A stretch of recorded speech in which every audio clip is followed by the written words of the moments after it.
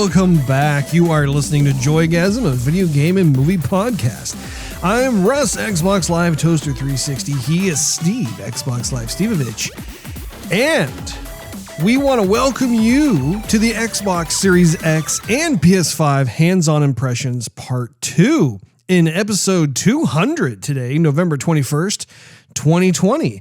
If you didn't get a chance to listen to part 1, we highly encourage you to do so by going back to last week's episode and be able to listen in on what we had to say about the packaging and box art, the consoles themselves, as we had them in our hot little sweaty hands, as well as the controller comparisons. And so lots of great information that was covered with that.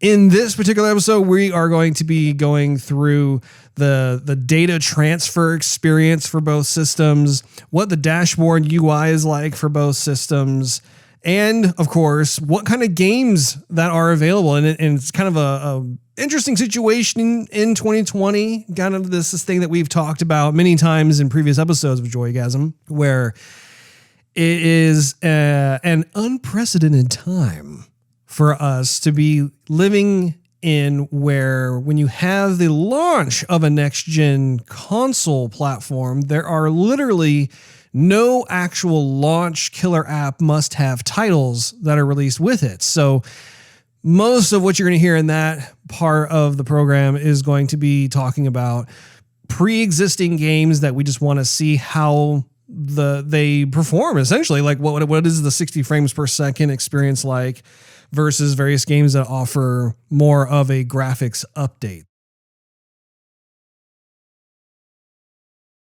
Going on from controllers to the whole data transfer thing. So Nick, tell me about your experience with regards to moving your information from your Xbox One to the Xbox Series X.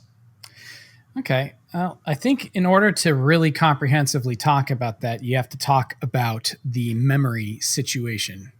So for those who have an Xbox One X or an Xbox S or any of the older Xboxes, even the original Xbox One, you probably have an external hard drive that you have hooked up in order to house all of your games and information, which isn't really a big deal. And in a lot of cases, depending on what external drive you got, sometimes your load times and such could be faster actually off of the external hard drive as opposed to the internal one. Well, it's a little bit different this time around. The Xbox Series X has what they're calling, I believe it's velocity architecture. And the whole design behind it is that this thing can load games fast, super fast, but has a drawback. And the drawback is that the only way you can get those fast load times is one of two ways. You have to utilize the onboard SSD on the Xbox Series X. So that's 1 terabyte. And with 4K gaming, true 4K gaming, these games are huge and they fill it up quick. I think I have 14 titles on mine and it's just about full. Or you can use the Seagate memory card style SSD that hooks in directly to Xbox's velocity architecture and will continue to have those super fast load speeds and times and the increased frame rates. If you hook in with your old external, because I have an external from my Xbox One X and I can hook it in, it loses all of that functionality. It cannot take advantage of the velocity architecture. So your games will work and they will look better and whatnot, but you lose all the advantages of the quick load times. I think also you cannot quick resume, and I'll talk more about that later, if you're running off of an external hard drive currently. So that being said, the process, right? So we have 1 terabyte to deal with. So I had to be very, very, very selective. Very judicious. Yes, about which games I wanted. And I have to say there's a couple of games I wanted to keep on that are games that I just hop in every so often if I'm bored or whatever, that I had to leave off because I just didn't have the space. Like I said, I think I'm holding about 14 games on there. So it filled up really, really fast, which is crazy because a terabyte used to seem like just a ridiculous amount of space. And now it's just like everything else. it's some space, but I could use more. It's kind of how we felt about gigabytes for a while there. Oh yeah. Before terabytes came along, it's just eventually everything catches up, and that's certainly what's happened here. So I've got my 1 TB. I picked my 14 games or so, and they have a couple ways you can do the transfer. You can either just go log on to Xbox Live Marketplace, go to any game that you've bought, or if you have Game Pass, if it was a game you download from Game Pass, and you could pick and choose and download them that way. Or you could do a box-to-box transfer if you were on the same network. Now, I don't know how fast this would be if you're on an Ethernet setup. My house, for whatever reason, I don't know why, it was built in 2017, but they decided not to run Ethernet anywhere in here. So I'm running my stuff off of Wi-Fi. So it may be a better experience with Ethernet. I can't say for sure. But so I transferred mine Wi-Fi from my Xbox One X to my Xbox Series X. By the way, Microsoft, you really got to change up your nomenclature for these things. Way too close together. Very confusing for people. Be nice if their names were a little bit different, if you know what I mean. It's mildly confusing. I'm like, am I always saying the right one? Did I tell them the right thing? I have no idea. Yeah. What the heck is happening? Yeah, totally. But anyway, so it took 2 days, and I kid you not, 2 full days of this thing running for it to download my games from my Xbox One X to the Series X. And that was supposedly supposed to be the faster way of the two, rather than downloading them again from the store or out of your library. So it is a process. So if you're planning on playing something and you've got your heart set on trying one of these things out right away, I suggest that you load that game first, get it all loaded up, and then do your transfer. Because once it gets going, it's going to be a while before anything gets done. And I have pretty fast speeds for internet. I got like 350 megabytes per second for my download speeds. So I have a pretty robust internet. I'd say I'm upper middle of the pack, I guess. I know some people are running gig speeds and stuff, and so it may be faster for you. But so for me, at a 350 megabyte per second download speed, it took me about 2 days to get 14 games completely transferred over. And then once I got them over, a lot of them had to update again because some of them had Xbox Series X and S compatibility. So then you go to play it, and then it'd be like, no, it's not ready. And then you'd have to go back in and do some downloads again. So it's definitely a process. So people should prepare themselves for that. I don't know if there's really a good way to get around it, just because the assets that are used for 4K are so large. They're big file sizes. And so it was a little frustrating because I was hoping to get in and try some stuff like right off the bat, and ended up have to wait 2 days basically before I could really start pushing the thing through its paces. It sounds like that was pretty much the only hang up, really, is having to wait for everything to transfer from the Xbox One over to the Xbox Series X. But other than that, in terms of the transfer, it sounds like it was, just about everything was automated in terms of your saved game data being moved over, your saved games. Like there really wasn't any kind of laborious process when it came to that. Is that correct? Yeah, for the most part. Basically, the way it worked is you have to have them both on the same network, which of course mine were. And that's going to be the majority of people, I would think. I don't think you're going to have separate networks in your house. Maybe you do if you have a business one. But anyway, have them on the same network. You have the Xbox app on your phone. You go in there, you put it in really quick. It has a whole tutorial when you plug in the Xbox Series X that goes through so that it recognizes it as your console. And then you enable a couple of functions inside the Xbox itself. It's in the settings, and it is, oh gosh, I'm trying to think of the exact term. It's transfer, but it's oh bloody heck, what is the dang word I'm looking for? Anyway, there's a feature that you enable on the Xbox, your old Xbox and on the new Xbox, that allows basically a transfer within your own network. Oh, network transfer. I think that's actually what it's called. Oh, that sounds so you right, you just enable that, and then you go onto the Xbox One X and go to that same thing, and it'll say which one do you want to transfer from. So my Xbox One X was named Moosebox, and then I named the new one the Fridge. So I went on the Fridge, found the Moosebox, said yes, transfer everything from there. And then bloop, it starts transferring everything. And if you have any issues with space, which I did, I tried to transfer more than it could fit. And initially, that was the one hiccup. Initially, what I told it to send, because it lets you pick and choose what you want to send over. out of the list. It said it would fit, but then once it got it over there, and I think once it started pulling in game saves and DLCs and things of that nature, then I ran into it being a little bit more space than it initially told me it was going to. So there were a couple things I was going to download that I had to say no to. So that was the one little kind of weird hiccup. But other than that, It's like once I had it going, I just left it on and walked away. See, that's really nice. When I am able to get mine, I look forward to having the expedited experience like that. The PlayStation was not as seamless in that regard. This is actually one of the criticisms I have of the system. And Steve can talk a bit about this as well because he was there for it. I mean, it took us roughly about an hour and a half to figure out how to get this system rolling in terms of the data transfer. And the reason for that being is that Sony, so they have kind of like a partitioned approach where, like, on the one hand, you have various games that you've bought. So, like, for instance, if you have a physical copy of the game, you can just, put the disc into the PS5 and it'll load the necessary game data and then be able to play the game. That's pretty straightforward.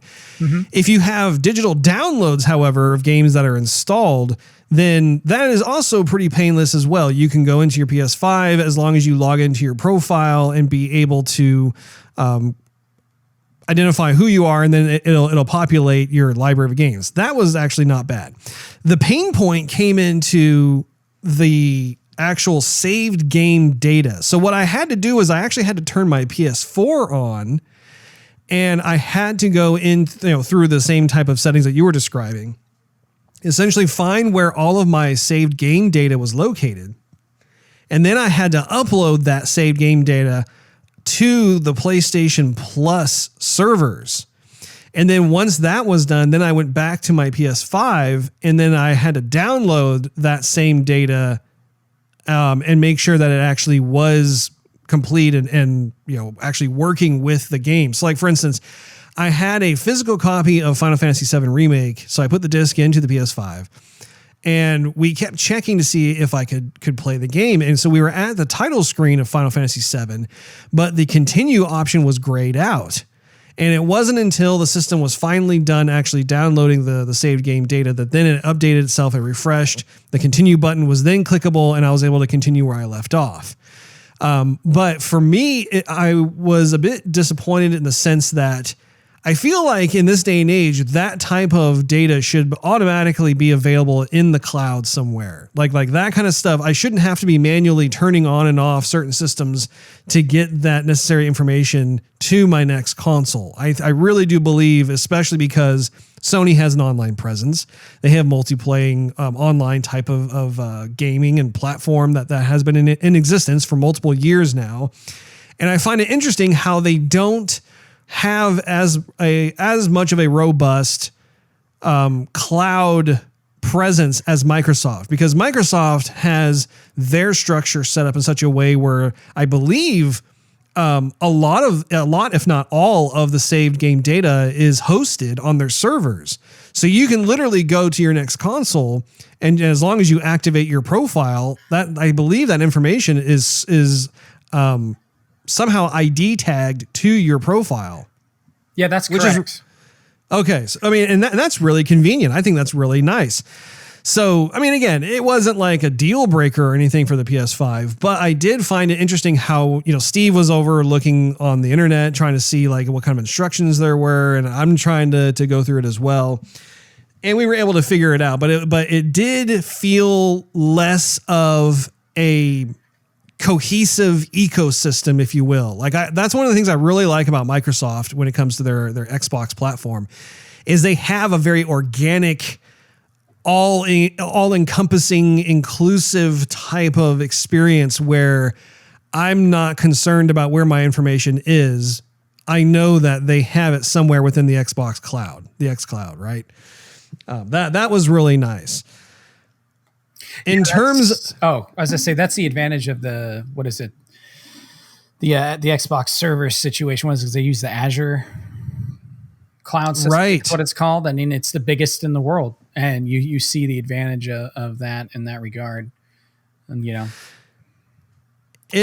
Well, and one of the things I was thinking about is what if a customer does not have a pre-existing PlayStation Plus membership?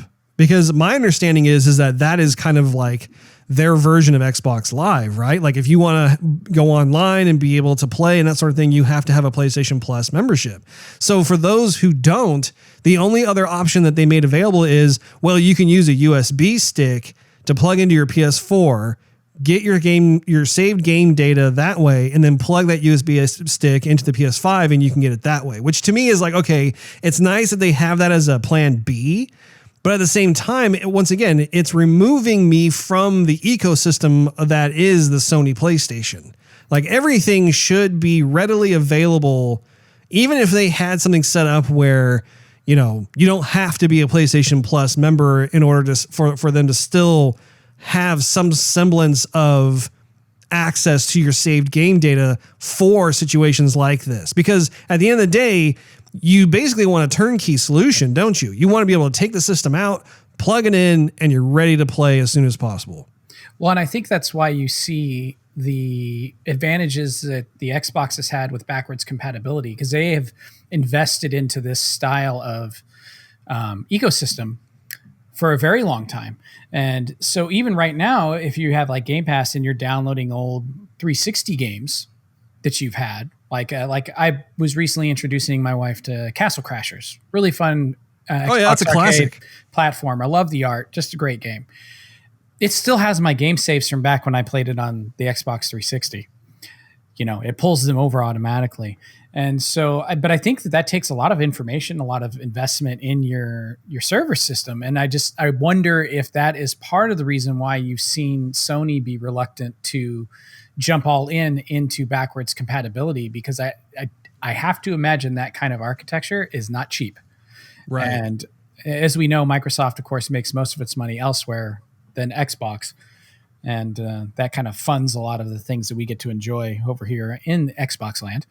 So, yeah, you see that going on, and it's not a smooth transfer. And like even right now, if you don't have Xbox Gold or Xbox Game Pass, your stuff is still saved there. All of your saved games are still on their cloud. So for people who have not opted into those ecosystems, they still have the same advantage when it comes to transferring stuff, console generation to console generation. But I have to think that has to play somewhat into why we see such a disparity in backwards compatibility. Right. So, Steve, what did you think of the PS5's dashboard UI design? Well, I can't weigh in on game transfer. Oh, well, sure, if you want. I'm sorry, Steve. Go ahead. I almost think that we were doing something wrong, because I've seen other people like, yeah, I just set it up and logged into the system and I found it on the network and that's all I had to do. So I don't know if there was something we did wrong, but it definitely did take a minute, lots of minutes. And I remember I checked in with you. I was coming home from work. I'm like, hey, so did you get one? Because I can come over and then we can check it out. And then you're like, yeah, it's here. Come on over. I got a couple meetings. We can't do anything till, I'm ready. And so then I came over and I was like, skipping my way over to your house. Like, we got one. And then we walk upstairs and we set it up. And then it's just like, we're looking at a menu and then we're looking at another menu. And then we're looking at it. And then the thing was with the voice to, not voice to text, but the accessibility, what is it called? Where the system tells you whatever cursor you're on. Like if you're going through the alphabet, when you're on the letter A, it'll say A. And if you're on the letter B, you're talking about accessibility. And so that came on by default for some reason. And so everything we were trying to do in the game, the system was telling us in a computerized like voice from 2010 or earlier, what we were doing. We're like, well, how do we shut this thing off? What is going on? And so it was like that for, the majority of the initial experience. So when it got to be about, midnight 30, I looked at Russ like, dude, I am passing out. Is there anything we can do here? And you're like, well, I'm loading up some games. Let's see if it works with Final Fantasy. And so then Final Fantasy didn't have the upgrade patch for it yet. And I was going through a list of like, hey, all these other games, can we load up one of these? Or like, I don't have all those, but they're from Microsoft. I'm like, great. And so it really got down to it. I'm like, I can't stay awake. Like, this is taking friggin' forever. I got to go. So it wasn't until the next day that you actually had God of War loaded up. Thanks, Russ. Yeah. And of course, I couldn't make it over because one of my coworkers, his spouse may have COVID. So I wanted to keep Russ healthy because I have a big heart and I care about him. And so I had to stay away on the day we were going to play some games. But yeah, we may have done something wrong. But if it, in the long run, if it works, small hurdle to cross. There you go. Yeah, as long as you get it to work, then fine. But yeah, I'm glad that you brought that up because one of the quirky things about the PS5 is some of the presets are kind of head scratchers. And to Steve's point, so you can tell that the user experience side of things, they wanted to make sure that anybody could be able to get through the initial welcoming process. And one of those things is you had this voice that came on, and it sounded kind of like the voice you hear on PlayStation commercials, that whole like PlayStation. But the problem is that it sounds catchy in the commercial because you hear it for like 2 seconds.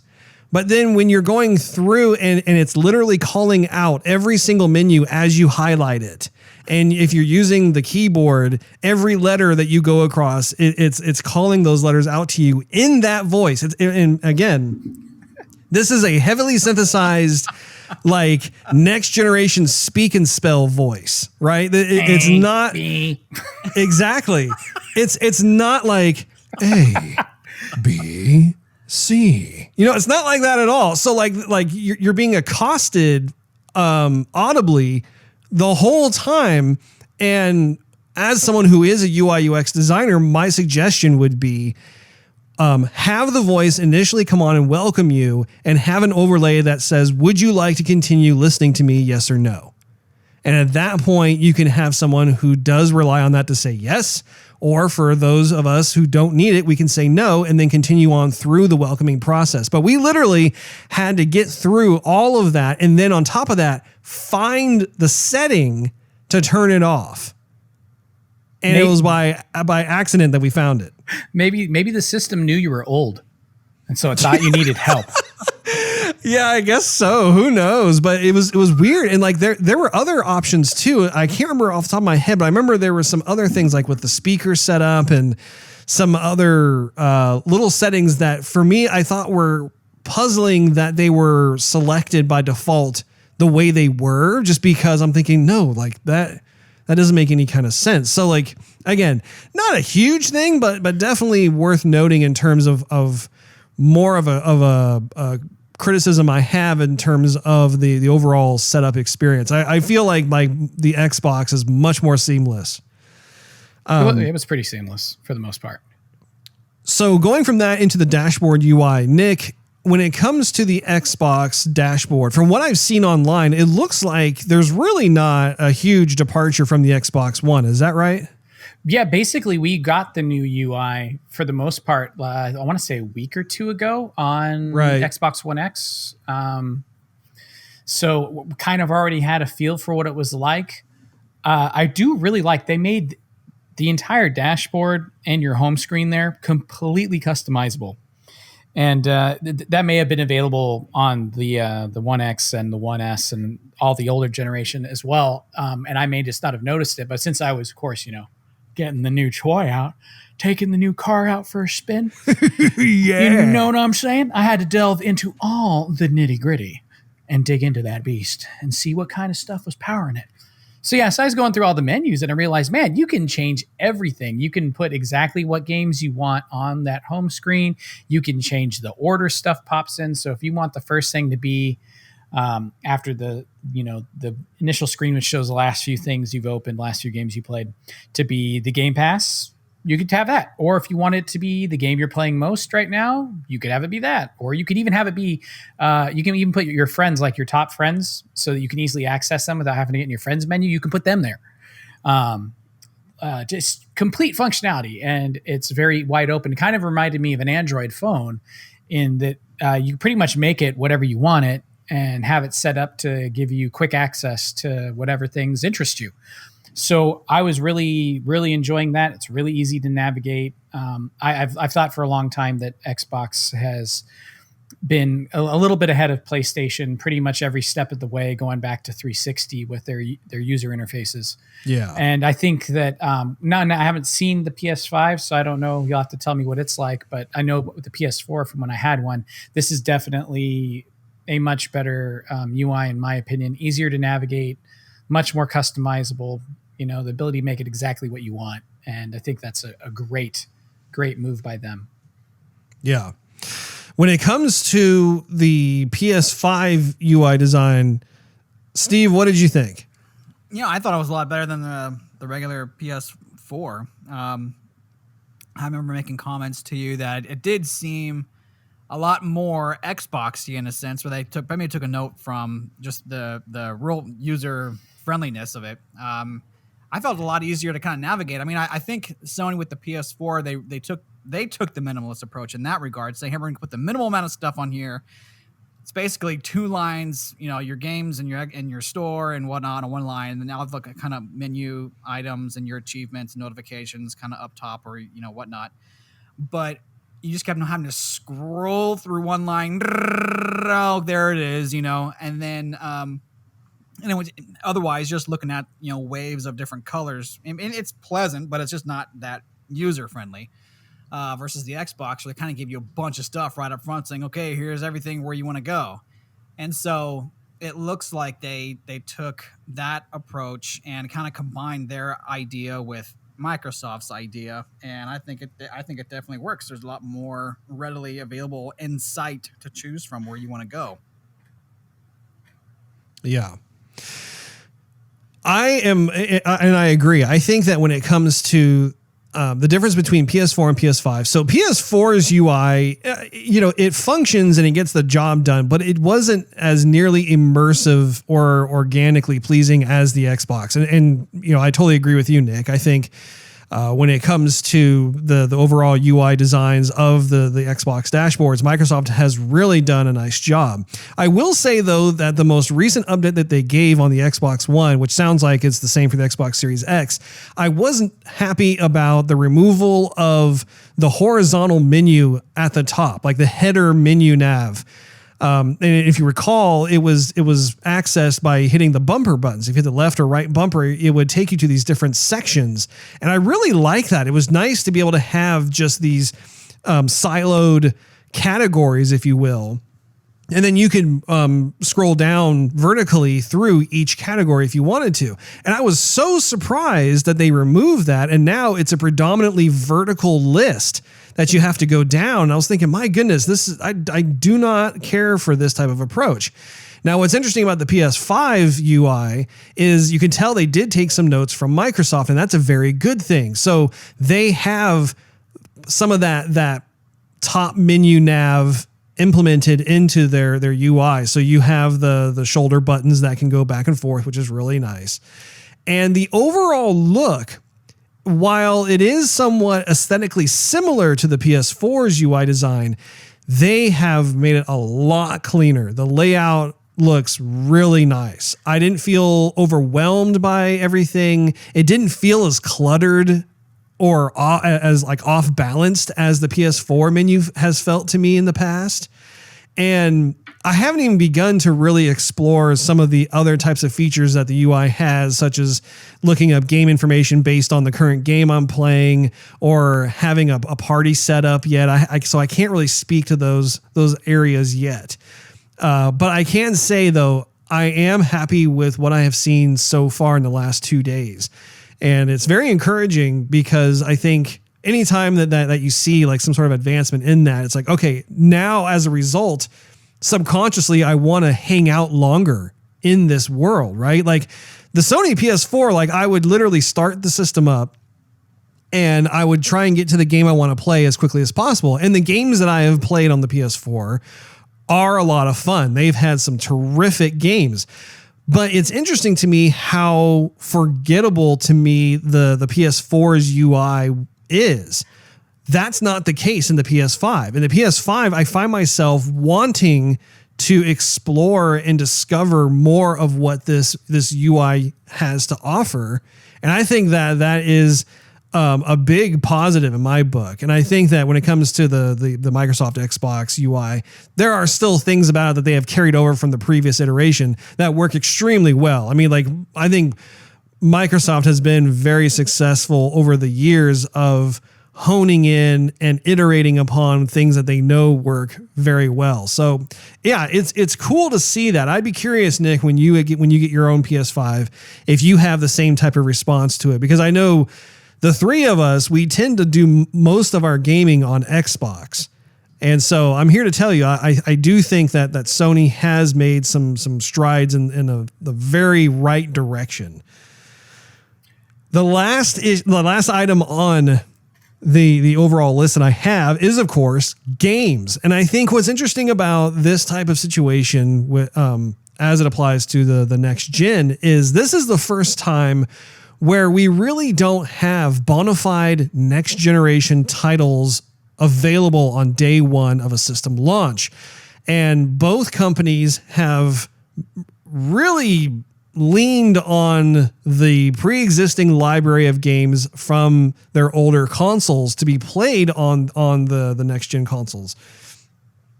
Now, it is interesting because, like, for instance, on Sony's side, they have Spider-Man, Miles Morales, they have Demon's Souls, maybe a couple of others, but really, like, those are kind of more designed for the PS4. I mean, Demon's Souls, yeah, sure. Like, it was an older title that they revamped for the PS5, so that one's probably a bit more of an appropriate look at next-gen graphics. But from what I've seen, it's not like built from the ground up as a 100%, this is a next-gen title.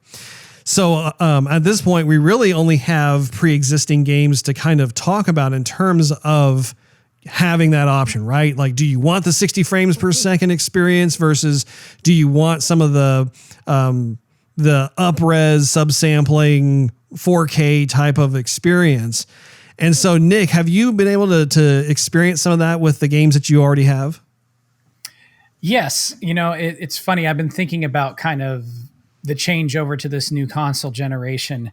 And I think what we're seeing a lot of bleed over from kind of the PC world. We're getting to a point now where upgrades are more about the system than the software, if you know what I mean there. So like in a PC, you know, after a while, your video card isn't up to snuff anymore. You go and you make some upgrades to your GPU, you get a new video card, maybe you get some better RAM, you know, and the next thing you know, bang, you're pumping out, you know, your old games at way higher frame rates with, you know, higher resolutions. And, you know, you kind of go back and enjoy some of these things that you used to play in all of their glory, their, you know, the ultra settings per se. And I think that's kind of what we're seeing with this generation of consoles. We're getting to a point where the graphical jumps, they're just not as obvious as, say, like going from, if you went straight from like 16-bit gaming, like I did on a Super Nintendo, and then the next system that I bought after that was a PlayStation 1, you know, like that was a humongous jump graphically. Sure. Completely game changing. And, you know, the fidelity difference there was significant. We've already seen 4K gaming, right? Whether it's, you know, a pseudo 4K or not, we've seen 4K gaming on both the PS4 Pro and the Xbox One X. And these are offering, in a way, more of the same. But what they are offering you is the latest and greatest in frame rates, features like HDR and auto HDR, ray tracing, and other things of that are going to take your games and just make them that much more alive, that much more realistic, that much brighter, you know, and much more smooth. And so I decided, long story short, to put some games through the paces. I had a couple games that were automatically optimized for Xbox One Series X. The main one that I've been trying out is Borderlands. And the thing that's nice about it is that it came on the One X with a resolution or a performance mode. I always played on performance mode on my One X because I wanted to make sure I could keep the frame rate up and not have any juddering or anything like that. Oh yeah. And so, but now on the Series X, I'm like, all right, I'm going to switch this thing over to from performance to resolution. Wow.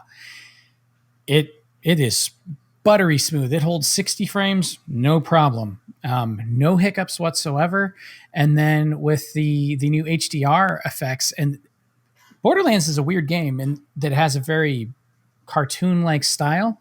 So it's not the most realistic game, but they do a lot of really bright color palette. And so with the HDR and then with some of the ray tracing with the lighting and whatnot, I was amazed at how certain things, particularly lighting, ended up having a much more realistic look in a game that is clearly more comical in its approach and its visual presentation. Yeah. So, but it was noticeable. And then, like I said, the frame rate changes, and just being that it's just rock steady 60 frames per second made a very, very big difference in the way that you're able to play it. And it's kind of like, I feel like, okay, now I'm enjoying the optimized version of this game. And yeah, I could have got it for my computer and played on there, but at my heart, I'm a console gamer. I like to sit on my couch. I like a controller in my hand, to be looking at my big TV. And that's just how I prefer to game. And so I think the thing that's nice is we're seeing that these new consoles are capable of putting out hardware performance on par with a mid to mid upper tier PC. And so I saw it in that. Probably the most impressive things, I would say, in my experience thus far, the load times, number one. The load times are just lightning fast compared to what you're used to on the old consoles.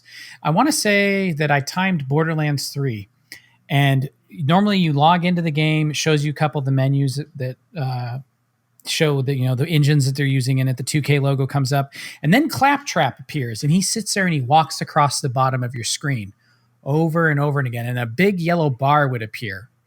And this bar, well, it's a white bar, and it would slowly fill up with yellow as it loads. I kid you not, it took 2 to 3 minutes for that game to load. It loads in 17 seconds now. Wow. Yeah. Really fast, super fast. You click on a game save, you're in the game in seconds. It's incredible. Game like Destiny. I played Destiny 2. My daughter wanted to do the new expansion, so I got it for her. So I decided to try that out. Now it's getting optimized. It hasn't been optimized yet, but even just as it stands, that's another game where logging into that game, it's like, okay, I'm logging into Destiny, hit A, go get a cup of coffee, use the bathroom, pet the dog, come back up. I might be at the screen to select my character to get in. Maybe not. Literally it takes like probably almost 5 minutes for that game to load. It takes forever. You're in that game in about 30 seconds. I do wonder if that is going to last once we actually get the tried and true next gen built from the ground up games. Because I can see how, like, right now we're all having fun with various titles that have been already released for the Xbox One and the PS4. And so obviously these machines, because they are more powerful, are able to load these at much faster rates. But I suspect that will not be the case for new games moving forward. I really think that we're going to have to wait longer because those games have a whole lot more that they're going to have to load up. But maybe I'm wrong. Maybe like there will be a noticeable shortened load time even for those types of games. But hey, I think that it's great what you had to say about having these library of games that we all still like to play. Just because they're older doesn't mean they're no fun to play, and being able to actually play them in an optimized form like you talked about, I think is fantastic. And I think in terms of the PS5, it's the same type of deal. Steve, unfortunately, didn't get a chance to really look at this. He did check out Astro's Playroom, and there was a lot of memorable things in there to take note of in terms of what the hardware is capable of. One of the things that I think is also worth mentioning, like Steve was talking about, your character turns into like this robot spring of sorts, and you could feel the controller feeling like more like a spring, like when you have the force of springing up and down and that sort of thing. Also, based on how you are directing the controller is based on like which direction the character will bounce from and to. One of the things that was really neat was like, as I was playing by myself, there's another moment where the main character jumps into this like cyborg monkey. And what's really neat is that you were climbing up the sides of these cliffs, but the way you did it was you had to like both the left trigger and the right trigger represented the left hand and the right hand of the monkey. But you also had to rotate, like you had to rotate your controller by 45-degree angles to the left and to the right to simulate the idea of you reaching for the next like rock or crag along the cliff to be able to pick yourself up and climb up higher and higher. So it was really neat that they were having those types of, I don't know, like just the interactivity with the controller as it applied to being on screen. So really, I haven't even gotten through all of what Astro's Playroom has to offer. So I look forward to experiencing more of the different tech demo parts. I did put in God of War, and I had a very similar experience as to what you were describing, Nick, where you had both a performance mode of 60 frames per second, or you could have more of the graphics fidelity increase.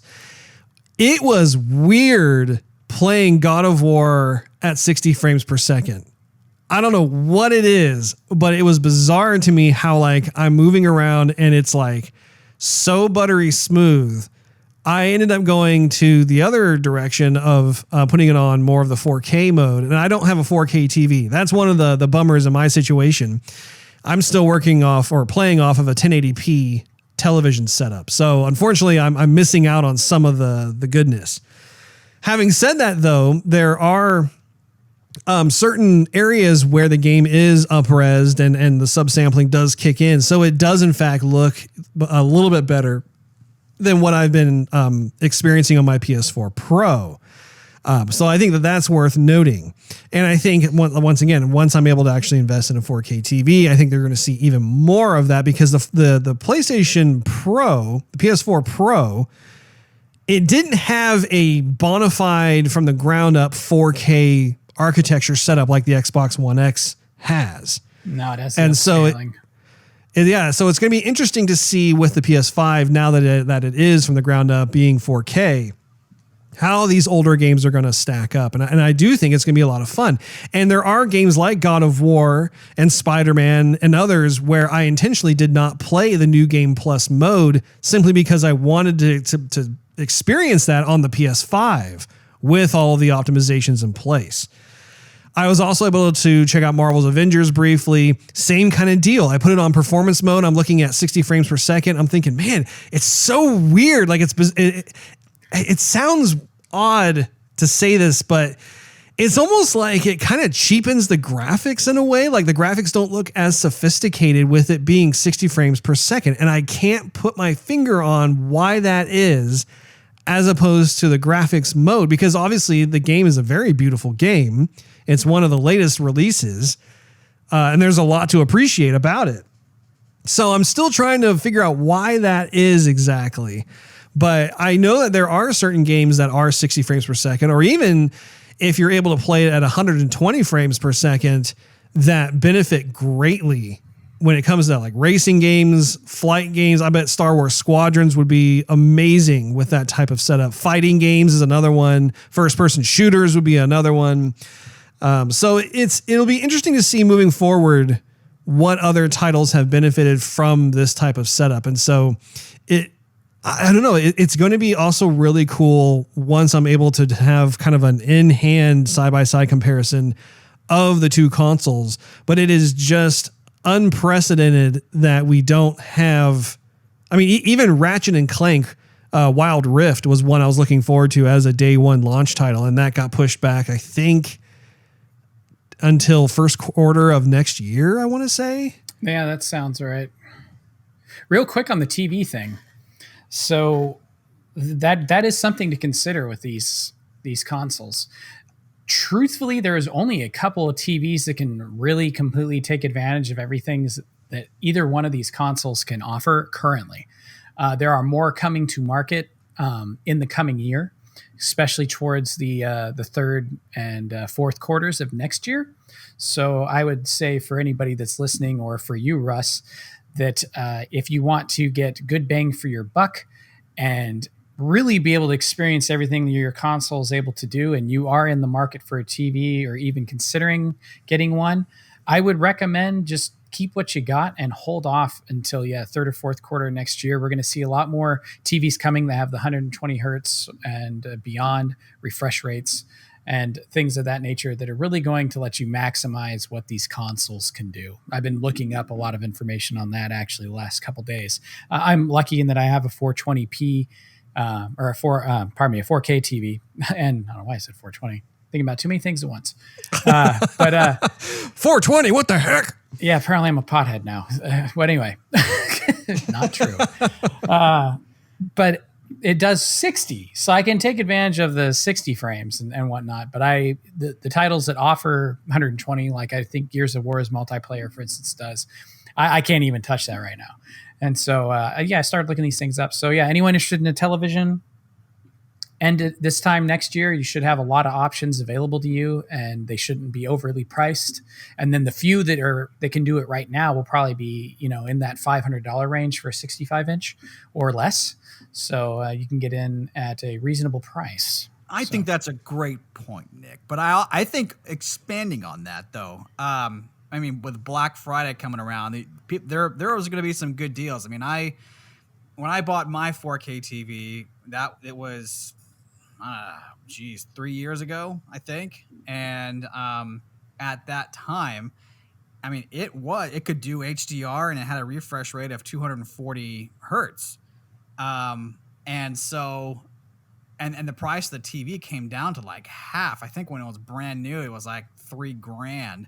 And because I'm a hoarder, and I've been hoarding all my Target gift cards from when I phones there, I got the TV for or it was $3,000 brand spanking. And then on Black Friday, it got cut in half, and then I used all my gift cards, and then saved a bunch of money that way. But the deals are definitely there, and the technology is definitely there. But I think you make a good point in that don't just go out and buy random brand 4K TV just because it says 4K TV. Yeah, do your homework. Do your homework. There's a bunch more stuff that's involved in just buying a 4K TV. You don't want to cheapen yourself out on buying a big TV just because it has two digits on there, the number 4 and the letter K.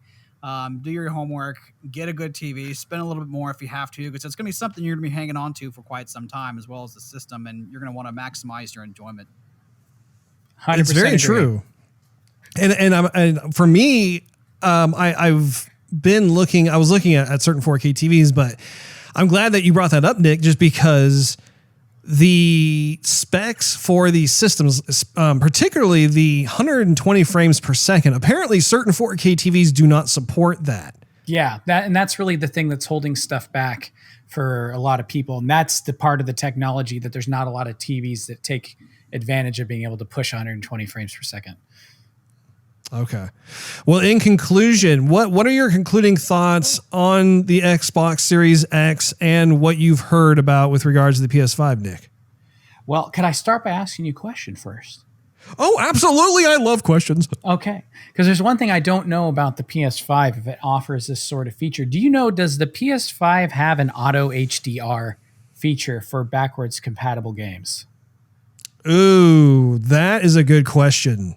I don't know. I would venture to say, I don't know either 100%, but I would venture to say yes, because my PS4 does. On certain games that load up, I'll see the little HDR insignia pop up on my TV, only with the PlayStation and not with my Xbox.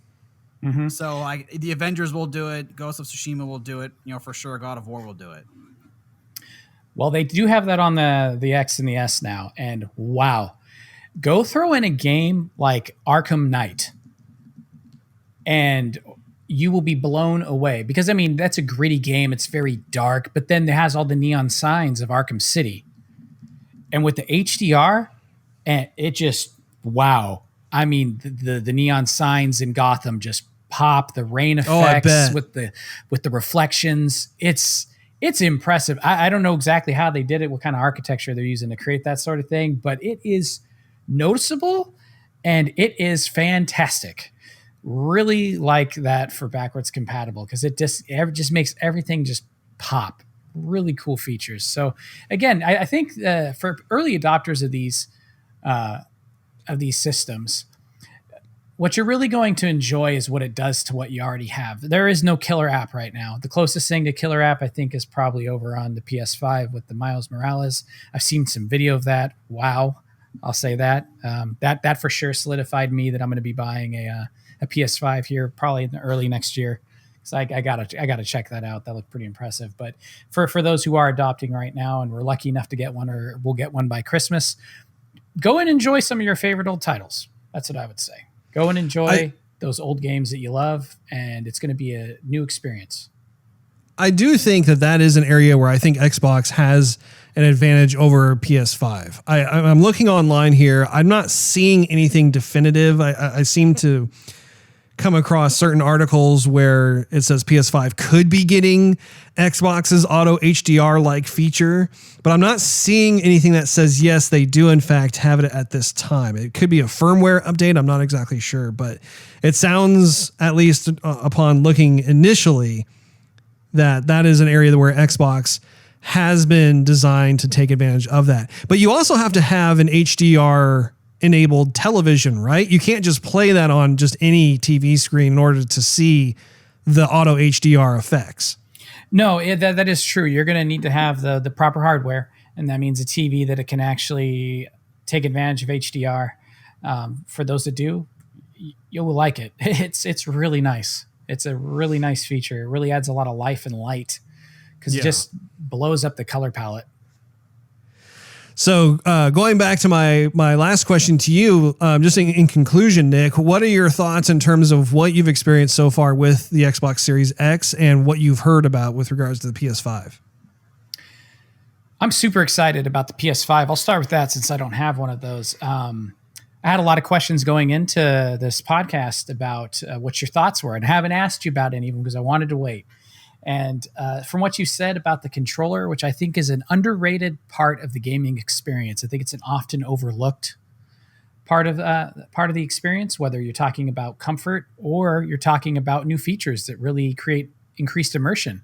And it sounds like they've dove in feet first to ratcheting that up to 100 and trying to take that immersion even further. And in the end of the day, that's why we play games, right? It's to immerse ourselves in a world different from our own, to go and experience adventures and things that we can't do in our day-to-day and escape from the day-to-day. And I think anything that pushes that part of gaming forward, immersion, is something that really bears a lot of attention, and I don't think it should be overlooked. So I'm pretty excited about getting my hands on that controller. I'm excited about the fact that it's bigger. I ain't gonna lie. I happen to really like the aesthetics of the PlayStation 5. I think that it looks pretty neat. I was excited to hear that there actually are lights, unlike my Xbox. And I think if you stand it up next to a TV, if you've got a entertainment center big enough to do it, that it eventually will just become another part of that whole setup. And maybe the look of it will grow on you. But yeah, I'm really excited about trying it out. I am interested to find out. I've not been able to find anywhere if there's any major differences between the digital version of the PS5 and the disc version, because being that I'm not a primary PS5 user, I don't have any PS5 hard copy games anymore. I'm seriously considering the digital route of the all digital machine, because it's going to be a system that for me is mostly for their first party titles, because they do such a fantastic job on their first party stuff. And I want to experience those games this time around.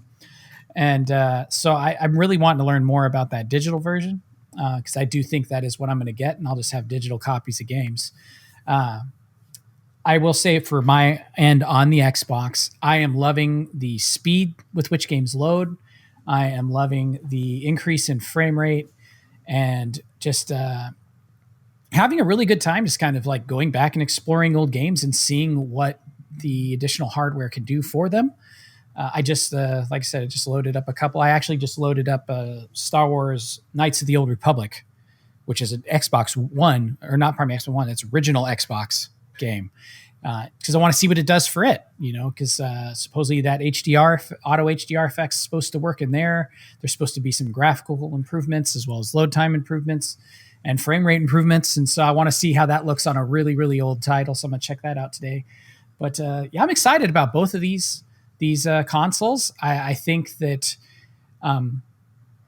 they both bring a lot to the table. They both bring different things. With Xbox, you get a little more power, but you probably won't really see the advantage of the power difference until near the end of the console life. That tends to be how it is. Other than that, they'll probably be pretty similar for a long time in performance. But I think that immersion side of the PS5 is really interesting. I'm really fascinated by what that adds, and if companies will take advantage. Like, for instance, when you were telling me about the haptic feedback and everything, all I could think about was Gran Turismo. And I'm like, man, if they have motion controls for that, where you use the controller like your steering wheel instead of using the thumbsticks. Oh yeah. That would be amazing.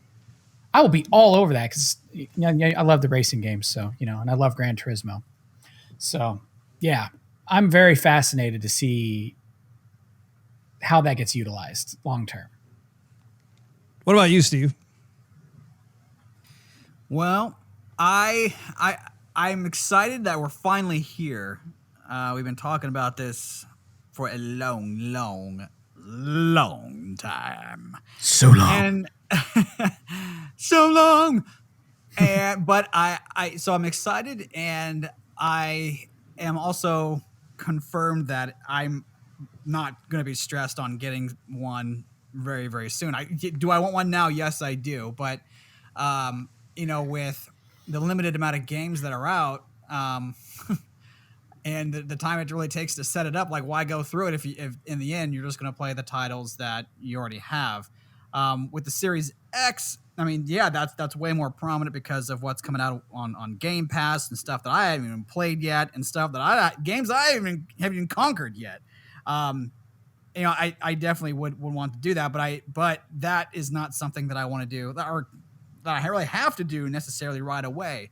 Do I want to be ready for the next gen stuff that comes out next year? Well, yeah, I do, but that doesn't really set a fire underneath me to go out and get one, today, or wait in line at 5 a.m. like you asked me to do the other day, Russ. Let's just do it. Let's just do it before work. Let's just go. I tried to convince him for old time's sake, and he wanted nothing to do with it. Right. It's hard getting up early, man. Yeah. So, anyhow, I'm stoked that they're here.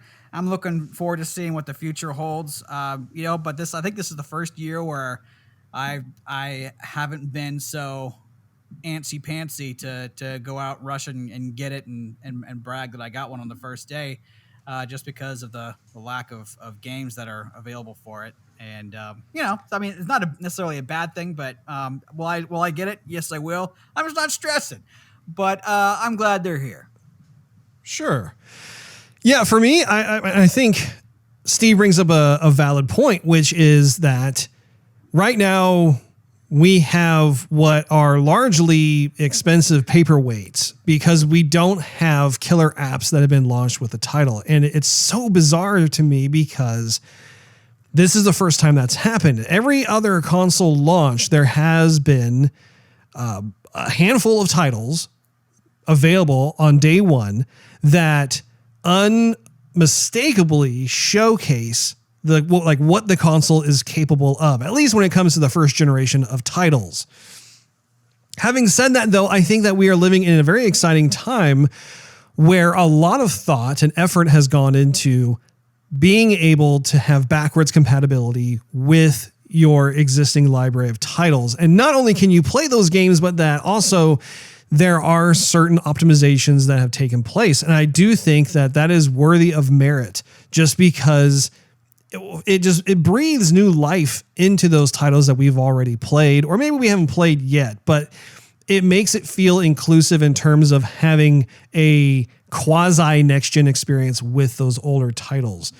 And especially when it comes to some of the greats, like you really want to be able to play them to the best of their ability. So I think that is really cool. There is something to be said for that. And moving forward, it's nice to know that we will have that compatibility honored. At least that's what they've told us. Can I say something real quick about the backwards compatibility too? That's Sure, yeah. I think the other thing that's really good about backwards compatibility is that, I mean, games are a medium we've grown up with. They've been with us for most of our life. I mean, I started on Pong because I'm ancient. And what you're seeing now is that through backwards compatibility, we're now having almost like a library, like a historical account, right? Where we're recognizing that video games are a very big part of our culture, widely accepted by society, and the amount of time and effort and where it's come from to where it is now needs to be preserved, right? Because previously, before backwards compatibility, there comes a point where unless you keep a hold of an old system and it somehow continues to work, that games are lost to time. And these things have tons of hours and tons of effort and energy and ingenuity and artistic vision and storytelling that have been put into them, that it would be tragic for them to just be lost to time every couple console generations. And now we're seeing that we're creating a historical archive where things are always available, where we can always go and look back where we came from to where we are now, enjoy an older title. Because, I mean, when we started, graphics weren't what drove games, it was the gameplay.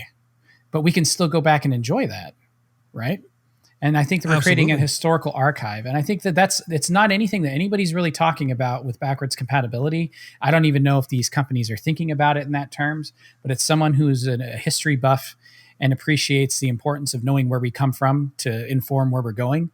I think it's awesome that we're seeing that both Sony and Xbox are doing everything they can to basically catalog these games as we continue to play on into the rest of our lives. Yeah, absolutely. I couldn't have said it better.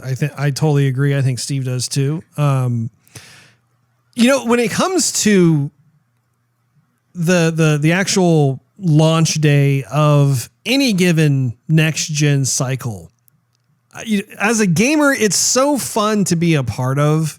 And I think that it has always been this palpable thing that as the days tick away and we get closer and closer to being able to buy that system. And I remember back in the day how like we would go to like a Software Etc. or Electronic Boutique or a Babbage's. I mean, even going to a Toys R Us. I think that there is something that is so satisfying to gamers when we are on those days of launch. We're able to have the game console box in our arms, and we've been able to pick out a game or two that we can take home. And the level of excitement and anticipation with that has always remained. And even in this situation where we don't have launch games that have been available, but having the systems in hand, being able to open up the box and not knowing like how exactly we're going to respond. We know we're excited. We know we have the anticipation. We know we're going to look forward to being able to enjoy whatever is in that box. But I, for one, have always enjoyed that experience. It's almost like Christmas, if you will, where like you have a present. And for me, like I've never been the type to just tear through the wrapping paper. I've always appreciated the unknown, right? Like being able to like take my time unwrapping a gift and then being able to soak in and look at it, study it, go through the motions of it. I've never been one to just be like, okay, I'm done. What's for dinner or what's for lunch or whatever, like go on to the next thing. I've always really taken the time to look into that. And I feel like when you have a new video game system, there is very much that type of palpable experience that I think we all go through and we all really enjoy. And I think it's exclusive in a lot of ways. I would say probably the closest to this would be like if you were to get like a new iPhone or a new Droid, right? Like a new Android phone, something along those levels. But I would argue that the gaming console system is in a class unto itself, exclusive from the iPhones and other types of hardware peripherals. And I have always enjoyed how even, here I am, I'm in my 40s and I still get that sense of being a 10-year-old again, being able to open up this box, see the system for the first time that we've seen countless times online, and relish that moment, you know, be able to like burn into our cerebellum like those new joyous occasions. Basically, you know, you're having a joygasm, opening up this box, seeing what it is that is going to be entertaining us for the next 10 plus years until the next cycle comes and presents itself.